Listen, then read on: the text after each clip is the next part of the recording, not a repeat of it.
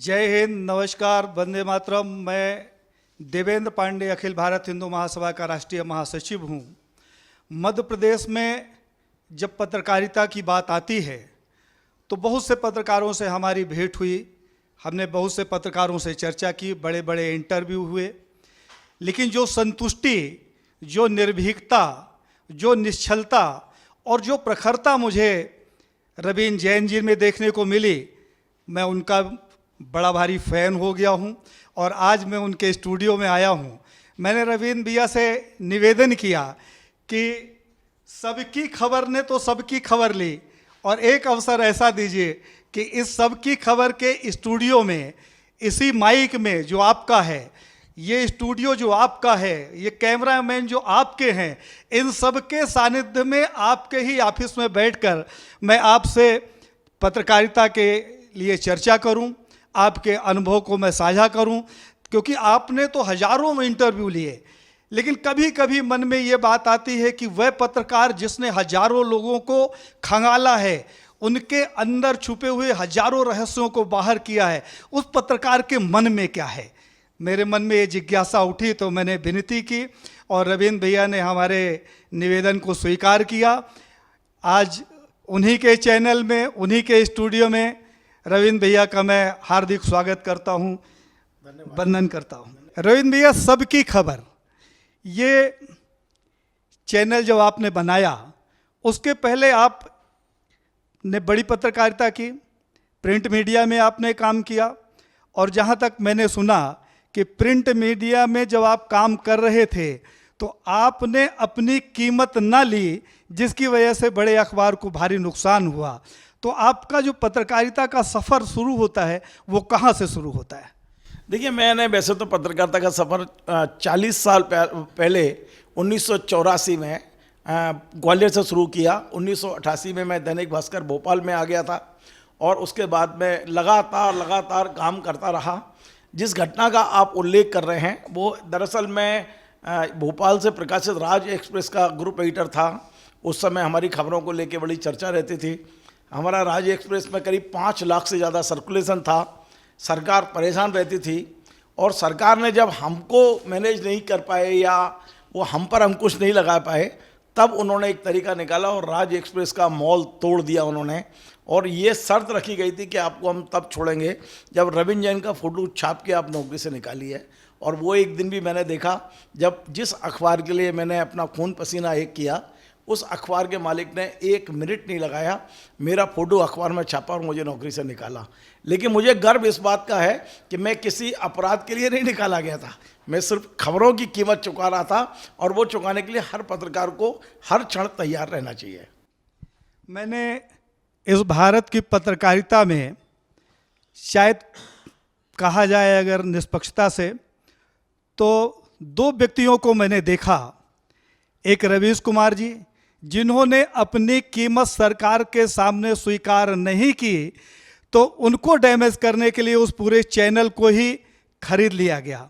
और दूसरा, आपका सम्मान इसीलिए है कि आपकी निष्पक्षता कभी डिगी नहीं, कभी आप अपने मिशन से नहीं डिगे। आपको कभी इस तरीके की पत्रकारिता करते हुए भय नहीं लगता? देखिए, मैं आपको बताऊं कि यदि मुझे भय लगता होता तो मैं शायद बनिया आदमियों किराने की दुकान खोल लेता। हमने स्वेच्छा से पत्रकारिता को यदि चुना है तो उनके खतरे भी हमको उसके साथ में ही झेलने होंगे, ये बात मैं जानता हूँ। मुझे बड़ा आश्चर्य होता है जब आज के पत्रकार ये कहते हैं, ये सुनता हूँ मैं उनके मुँह से, डर लगता है, ऐसी पत्रकारिता नहीं करना चाहिए, निष्पक्ष नहीं रहना चाहिए, अरे मुख्यमंत्री के खिलाफ नहीं जाना चाहिए। क्यों नहीं जाना चाहिए? और यदि आप इन सब चीज़ से डरते हो तो किसने आपके कनपटी में पिस्टल लगाई थी कि आप पत्रकार बनिए? नहीं बनते आप पत्रकार, आप कोई और धंधा चुन लेते। जब हमने इस खतरे को चुना है तो इसकी सब चीज़ों को हम झेलेंगे भी, और हमने झेला भी है। बहुत सारी चीज़ें हैं जीवन में, अब 40 साल के अनुभव में 40 मिनट तो नहीं बता सकता हूँ, लेकिन इतना मुझे संतुष्टि है कि इस 40 साल में मैंने जो जर्नलिज्म किया है, मैं खुद अपना चेहरा अपने आईने में देखता हूँ, मुझे दूसरे के आईने की ज़रूरत नहीं है, और मैं बड़ा संतोष में हूँ। जब पंडित जी, मैं आपको सच बताऊँ, जब 60 साल की उम्र पूरी हुई मेरी और मुझे लगा कि आज नहीं तो कल कोई भी संस्थान मुझे रिटायर करेगा, तो संस्थान मुझे रिटायर करे उसके पहले मैं संस्था को रिटायर करे आया। और अग्निबाण में मैं भोपाल और जबलपुर का एडिटर था। मैंने अपनी ओर से रिजाइन किया और मैंने सबकी खबर खोलने का एकमात्र उद्देश्य, कोई पैसा कमाना या कोई नाम कमाना नहीं है, नाम हो गया जितना होना था, सिर्फ ये है कि मैं अपनी भावनाओं की अभिव्यक्ति कर सकूं, पत्रकारिता की अभिव्यक्ति कर सकूं। और मैंने जितना कुछ पढ़ा है, मेरे गुरु हैं महेश श्रीवास्तव जी, जो 27 साल भास्कर में एडिटर रहे हैं। मैं आज भी कभी अटकता हूँ, भटकता हूँ, कभी मन में बेचैनी होती है तो उनके चरणों में जाके बैठता हूँ और वहाँ से मुझे इतनी ऊर्जा मिलती है कि मैं फिर से, जैसे एक मोबाइल रिचार्ज होता है ना, मैं रिचार्ज होकर फिर से उसी पथ पर चलता हूँ, क्योंकि मैं महेश श्रीवास्तव जी का पट्टा हूँ।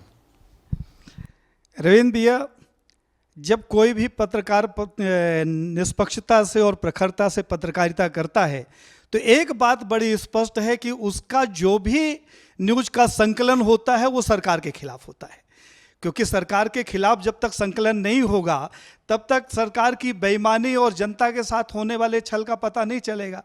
तो आपने जो पत्रकारिता की, उस पत्रकारिता में कभी सरकार की तरफ से या शासकीय अधिकारियों की तरफ से कोई प्रलोभन या कोई धमकी प्राप्त हुई क्या? ये रोज की बात है, एक दिन की बात नहीं है। मैं आपको बता दूं, आपने जो बात कही है कि पत्रकारिता में हमेशा सरकार की चीज़ों को, देखिए सरकार जो बताती है वो विज्ञापन है और सरकार जो छुपाती है वो खबर है। तो हम तो खबर के पीछे पड़े रहते हैं, कोशिश करते हैं, लेकिन एक बात सच है, यदि सरकार अच्छा काम कर रही है तो हमें उसी ताकत से उसको भी दिखाना चाहिए। हमारे मध्य प्रदेश के मुख्यमंत्री डॉक्टर मोहन यादव जब बने थे मध्य प्रदेश में, तो शुरुआत में उन्होंने कुछ ऐसे डिसीजन लिए थे, हमने उनकी बहुत तारीफ की। उन्होंने कहा था कि भाई धार्मिक स्थलों पे इतनी जोर से लाउड स्पीकर क्यों बजना चाहिए, उसकी एक सीमा तय हो, चाहे हिंदू हो मुस्लिम हो, क्यों मीट मच्छी को आप ओपन में करते हैं आप। मध्य प्रदेश में कुछ घटना हुई तो उन्होंने बड़े डिसीजन लिए, हमने पूरा छापा।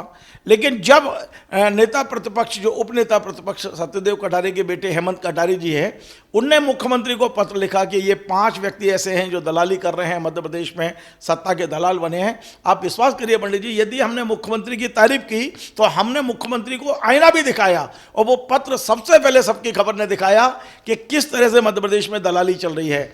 यदि आप कल शाम का इंटरव्यू देखेंगे रघुनंदन शर्मा जी का, शायद आपने कुछ देखा भी है, आपने बताया, तो रघुनंदन शर्मा जी की पूरी पीड़ा को क्यों नहीं दिखाता main media, main stream media क्यों नहीं दिखाता है। और सबसे बड़ी बात मैं आपको बता दूं, हमने एक संकल्प लिया है कि सबकी खबर चले या बंद हो जाए, लेकिन हम सरकारी विज्ञापन नहीं लेंगे। क्योंकि होता यह कि मेरा 40 साल का अनुभव है, जब सरकारें विज्ञापन देती हैं तो फिर वो खबर पे अंकुश लगाना चाहती है।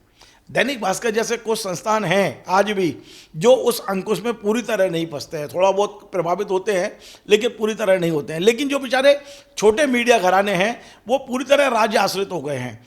अच्छा, कभी कभी तो वो मीडिया उससे खरीदते हैं कि आपको विज्ञापन दे के खरीद लेंगे। यदि आप नहीं खरीदे गए या नहीं आप उनके बातों में आते हैं तो फिर वो आपकी कमियाँ ढूंढते हैं और कमियां ढूंढकर वो मीडिया संस्थानों पे हमले करते हैं, जैसा राज एक्सप्रेस के साथ किया उनने कि उनका मॉल उड़ा दिया। ऐसे छोटे छोटे संस्थानों पर भी हमले होते हैं। तो मैं जिस संस्थान में काम कर रहा हूँ उनको हमले हों, उनका नुकसान हो, उससे अच्छा एक छोटी सी गुमटी रख ली मैंने तो अपनी, बड़े बड़े शोरूम छोड़ दिए। और मेरे को विश्वास है कि सबकी खबर पे मैं जो दिखाता हूँ, जरूरी नहीं है 2 लाख लोग सुने, 2000 भी सुनते हैं तो सरकार पर असर हो रहा है उसका। और बहुत, अभी हालांकि 2000 क्या, कई हजारों लोग सुन रहे हैं। आपका खुद का इंटरव्यू आपने देखा, 1 लाख से ज़्यादा लोगों ने सुना था जो मैंने लिया था।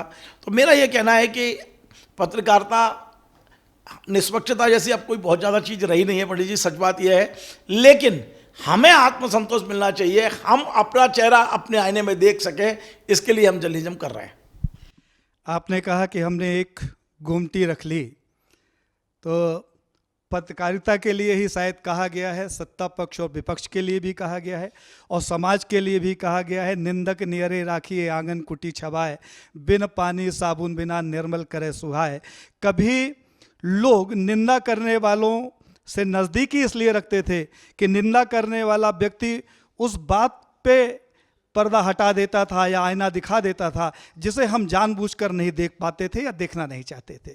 तो ऐसी पत्रकारिता करने वाले आज भारत में कम लोग हैं। कभी आपके मन में पश्चाताप हुआ क्या कि आप पत्रकारिता के लाइन में क्यों चले गए? मेरे को आज तक नहीं हुआ, मैं आपको फिर बता रहा हूँ, मैंने जब अपने जीवन की शुरुआत की थी तो मैं कपड़ा मिल में मजदूर था। 8 साल मैंने मजदूरी की है और उस मजदूरी के दौरान मैंने पत्रकारिता शुरू कर दी थी, क्योंकि मेरा मुख्य लक्ष्य पत्रकारिता बनना था। परिवार की परिस्थितियां ऐसी थी मेरी कि मुझे मजदूरी भी करनी पड़ी और मैंने की मजदूरी। जो परिस्थितियां हैं, मेरे जैसे हजारों लोग हैं जिन्होंने इस तरह से जो निकले हैं।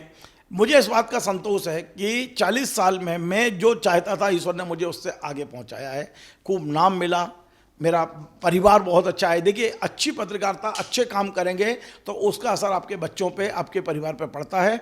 मैं इस बात से खुश हूँ कि मेरे को आचार्य विद्यासागर जी महाराज जैसे संत का आशीर्वाद मिला, मेरे परिवार में सुख समृद्धि हर तरह के।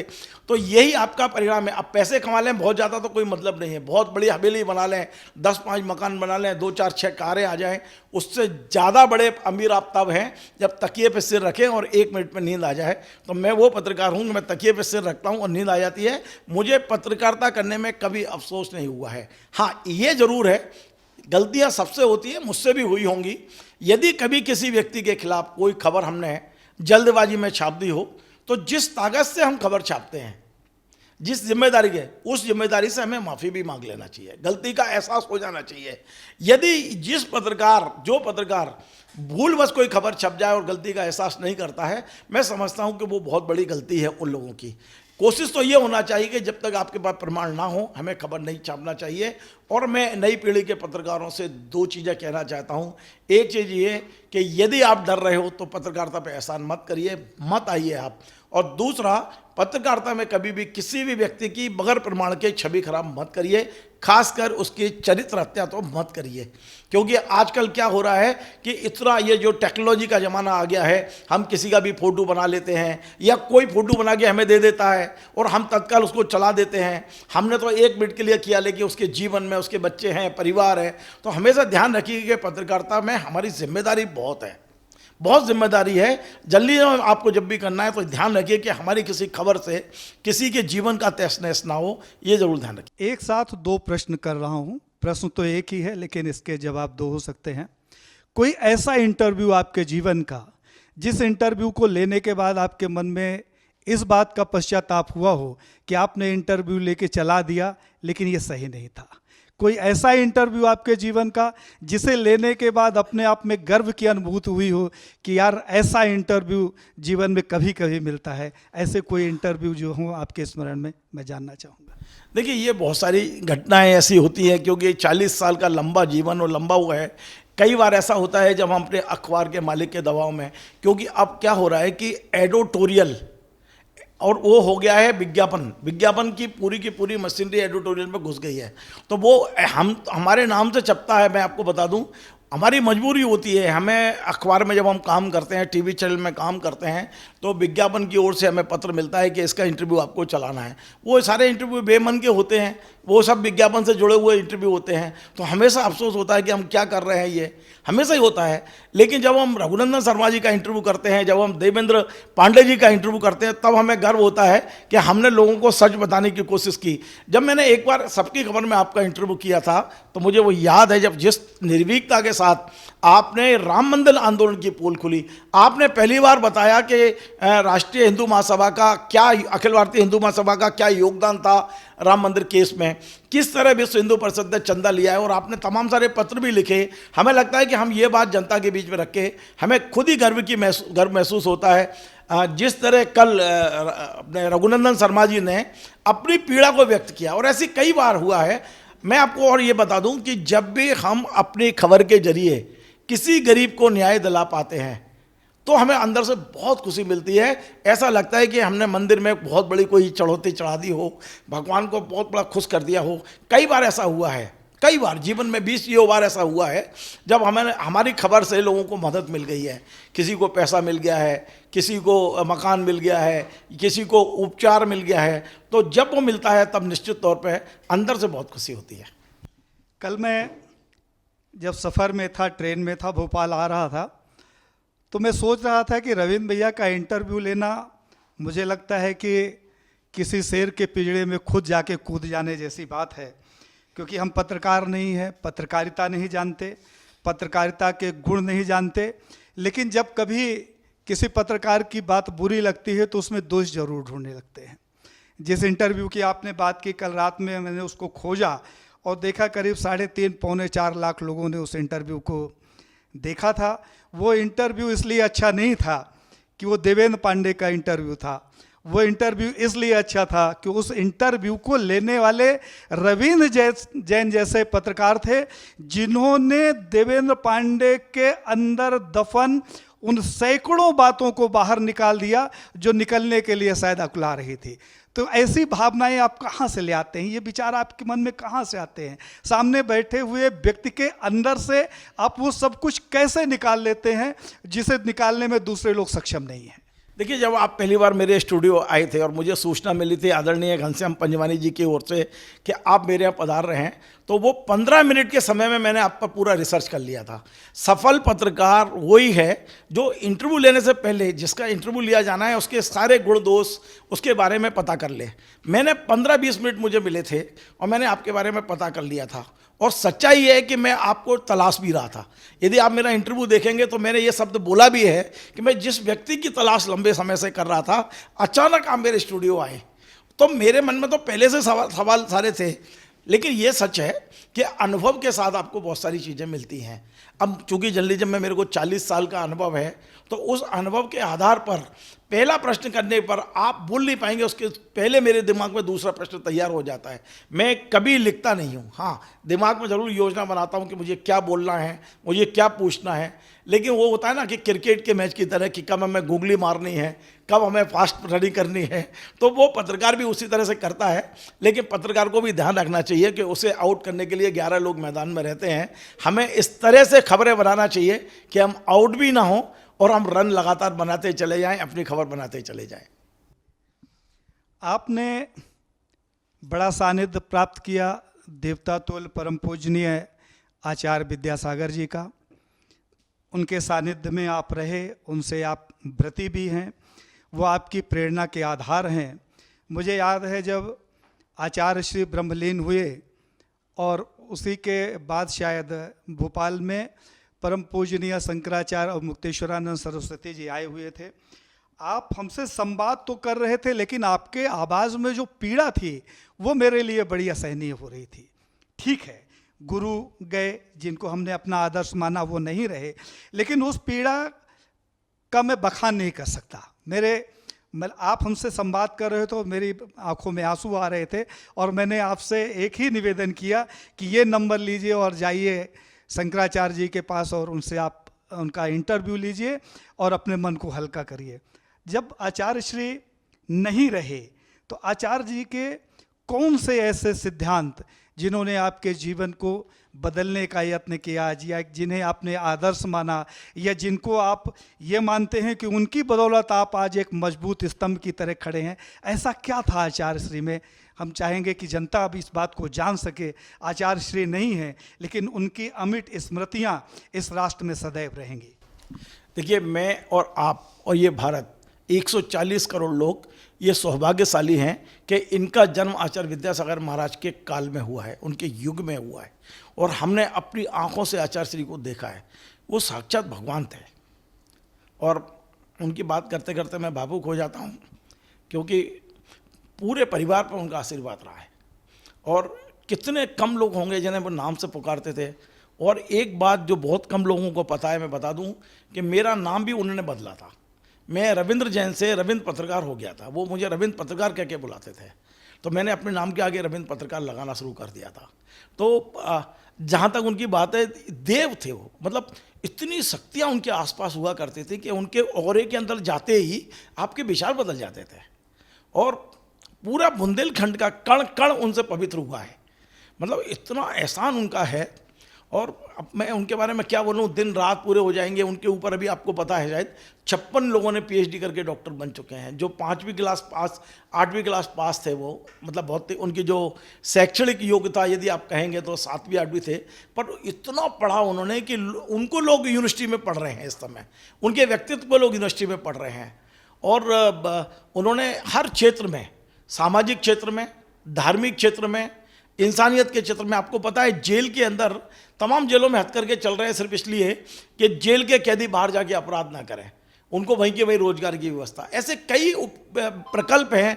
बच्चियों के लिए स्कूल खोलना, केवल उन्होंने धर्म की शिक्षा नहीं दी, उन्होंने मानवता की शिक्षा दी है, और उनका निश्चित तौर पे उनका हमारे जीवन पे बहुत बड़ा असर है। आज यदि हम अपने आप को सफल मानते हैं, समाज में खड़े होने लायक मानते हैं, तो आचार्य भगवान की बहुत बड़ी अनुकंपा मेरे ऊपर है और मेरे परिवार पर है। हर पत्रकार का एक सपना होता है कि उसे इस राष्ट्र में स्थान मिले। कोई प्रखरता का स्थान चाहता है, कोई धन का स्थान चाहता है, और आज का तो एक बड़ा ट्रेंड चल गया है कि सरकार की भक्ति करिए और बड़े से बड़ा पद ले लीजिए। अभय चंद्रा जी राज्यसभा चले जाते हैं, अरुण शौरी जैसे पत्रकार राज्यसभा चले जाते हैं। तो क्या रविंद्र जैन जी को अगर कभी कोई ऐसा अवसर मिले तो क्या रविंद्र जैन जी पत्रकारिता से पृथक होकर ऐसा पद स्वीकार करेंगे? देखिए, ये तो बिल्कुल तय है कि मैं राजनीति में नहीं पढ़ना चाहता हूँ। कई जगह कई बार ये ऑफर आते हैं कि आप ये पॉलिटिकल पार्टी ज्वाइन कर लीजिए, पद ये वो, लेकिन मैं देखिए वैचारिक रूप से मैं बीजेपी के तमाम नेता मेरे मित्र हैं, कांग्रेस के हैं, लेकिन मैं कभी भी राजनीति में नहीं आऊँगा, ये मेरा संकल्प है। और ना ही इस तरह के कोई पद की मुझे कभी लालसा रही है, ना ही मुझे इस तरह के कोई पद चाहिए, और कभी प्रयास 40 साल में कभी प्रयास भी नहीं किया मैंने। तो मेरे पास जो पद है ना, ये बहुत बड़ा पद है कि आप एक अच्छे पत्रकार हैं, समाज की चीज़ों को आगे लाने का आपके ऊपर दायित्व है, हम उस दायित्व को ही ईमानदारी से कर लें, यही बहुत है। हमें लगता है जिस सोफे में हम बैठे हैं, तो मैं आपके यहाँ दूसरी बार आया था शायद, तो आपने हंसते हुए कहा था कि पांडे जी इस सोफे का उद्घाटन आपको बैठा कर करना है। उसके बाद आपने इससे भी भारी एक मुझे स्नेह दिया कि आपने जब ऑनलाइन इंटरव्यू की परंपरा शुरू की तो आपने मुझे लिंक भेजा और बोला कि पांडे जी इसकी शुरुआत मैं आपसे करना चाहता हूं। तो इस स्नेह का बदला मैं कैसे चुका पाऊंगा मैं जानता नहीं, लेकिन आपके इस अपार स्नेह ने हमें कहीं ना कहीं आप में उस अपनत्वता का आभास कराया है जो शायद पूरे भारत में घूमने के बाद पत्रकारों के बीच में इस अपनत्वता के लिए मैं तरस गया। पत्रकार बहुत मिले, बड़े बड़े इंटरव्यू हुए। कई पत्रकार और कई चैनल तो ऐसे हैं जिनका नाम नहीं लेना चाहिए क्योंकि पर्टिकुलर विरोध की बात हो जाती है, वो महीने में हमारा एक इंटरव्यू लेते हैं बड़े चैनल, और इंटरव्यू लेने के बाद मैं 2-3 दिन बाद जब पूछता हूँ क्या हुआ तो बता देते हैं कि हमारा घर अच्छा चल रहा है। मतलब हमारे इंटरव्यू को वो ले जाकर कहीं सौदा करते हैं या कहीं खरीद लेता है कोई, या उनको डरा देता है, धमका देता है कि उससे उनकी रोजी रोटी चलती है। इस बात से मुझे कभी सारोकार नहीं रहा, ना कभी तकलीफ रही। प्रसन्नता इस बात की रही कि उस व्यक्ति ने जिस समय हमारा इंटरव्यू लिया, हो सकता है उसके मन में एक निश्चलता रही हो। इस तरीके की निश्चलता के साथ जब भी आपने पत्रकारिता की तो देवेंद्र पांडे भर नहीं, मैं तो देखता हूँ कल पूरी रात हम जागे और पूरी रात में हमने उस इंटरव्यू को देखा और उसमें हजारों लोगों के कमेंट्स को देखा। तो वो जो कमेंट्स थे उसमें हर कमेंट्स में एक बात बड़ी सराहनीय थी, जो कमाई आपने कमाई थी वो दिखती थी। रविंद्र भैया वाह, आपकी पत्रकारिता को सैल्यूट। तो ऐसे जनता का किस तरीके से आप आभार व्यक्त करना चाहेंगे जिसने आपकी पत्रकारिता को सराहा भी है और स्वीकारा भी है? देखिए, पहली बात तो आपने जो मुझसे कहा कि मेरे ऑफिस की 2 चीज़ें आपके कर कमलों से शुरू हुई। पहला, इस सोफे पे पहला इंटरव्यू आपका था, और जब हमने एक ब्लैक मैजिक कार्ड हमने ख़रीदा था, उससे हम ऑनलाइन वो कर सकते हैं रिकॉर्डिंग और आपसे बात कर सकते हैं। संयोग से वो भी आपसे हुआ, तो आपके शुभ हाथों से हमारा चैनल की जो 2 शुरुआत हुई उसके लिए मैं आपका आभारी हूँ। और आपने कहा कि मैं जनता का कैसे आभार व्यक्त करूं। यदि आप मेरे सारे वीडियो देखिए, मैं अपने दर्शकों से निवेदन करता हूं, डेली आपको कम से कम 10, 5, 20, 25 ऐसे कमेंट मिलेंगे जिसमें वो लिखते हैं आपको सल्यूट है, निश्चित तौर पे आप अच्छा कर रहे हैं। कुछ मित्र मेरे ये कहते हैं कि तुम क्यों पंगा ले रहे हो सबसे, तो फिर मैं उन लोगों को ये बोलता हूँ, कल ही ग्वालियर में मेरे बहुत अच्छे मित्र हैं MP सिंह साहब, अच्छे अधिकारी रहे हैं वो। कल जब उनका ये मैसेज आया कि आप सबसे पंगा क्यों ले रहे हो, तो मैंने उनको ये बोला कि भाई साहब, मेरे को किसी ने पिस्टल तो नहीं लगाई थी कि आप पत्रकार बन जाओ। यदि मैंने पत्रकारिता का व्यवसाय चुना है तो उसके साथ जो खतरे हैं वो भी मुझे ही झेलने हैं। यद्यपि मैं आपको बता दूं, 40 साल में मेरे ऊपर कोई हमला नहीं हुआ। एक राधे श्याम जोलानिया जी जो मध्य प्रदेश के एडिशनल चीफ सेक्रेटरी थे, उनने मेरे ऊपर एक मानहानि का केस किया है, मैंने भी उसका जवाब अपनी पूरी उससे दिया है, उसके सारे पेपर मेरे पास है। इसके अलावा 40 साल में कभी किसी मेरी खबर का ना खंडन हुआ है, ना मेरे को कोई अमानवीय के केस में कोर्ट में खड़ा होने पड़ा है। तो ये 40 साल इतने अच्छे निकले हैं, मेरी खबरों की चर्चा हुई है। मेरे को जो पहचाना जाता है, बहुत लोग मेरे बुराई करते मिलेंगे। आपको क्या समझ रहे हैं, आप भोपाल चले जाइए, मेरे को गालियाँ देते मिलेंगे आपको, अरे वो तो बहुत बड़ा ब्लैकमेलर पत्रकार है, ये भी कहते मिल जाएंगे। लेकिन यदि आप उनसे पूछेंगे कि एक व्यक्ति बता दो पूरे ब्रह्मांड में जिसको रविंद्र ने ब्लैकमेल किया हो, तो फिर वो चुप रह जाएंगे। अरे आपको नहीं पता साहब, जो पत्रकारिता नहीं कर सकते वो सिर्फ यही कह सकते हैं कि वो ऐसा होगा, वो वैसा होगा, वो इतनी अच्छी तरह से क्यों रह पाता है, वो परेशान क्यों नहीं है। बहुत सारी चीज़ें हैं, आप समझ सकते हैं, ज़िंदगी आपने मुझसे ज़्यादा जी है। लेकिन मैं यही कहूँगा कि सारे दर्शकों का मैं आभार, सारे पाठकों का जिन्होंने मुझे 40 साल पढ़ा है। आपने जो भी गलतियां हैं वो मेरी है, और जो अच्छा है वो आपका है, आपके स्नेह और आपके प्यार से मिला। मैं पुनः एक बात कहूँगा कि मेरा जो कुछ है मेरे गुरु महेश श्रीवास्तव जी का है। आध्यात्म में, सामाजिक क्षेत्र में आचार्य विद्यासागर जी महाराज जो कुछ है उनका था, उनने मुझे सिखाया। और पत्रकारिता में जो भी गलतियां हुई होंगी वो मेरी हैं, और जो कुछ मैंने अच्छा किया होगा वो मेरे गुरु महेश श्रीवास्तव जी का श्रेय है, जो आज भी जब जाता हूं तो पहले पीठ पे धप्पा देते हैं, मेरे को 2 घूंसे मारते हैं, और इतना प्यार, इतना वो मिलता है।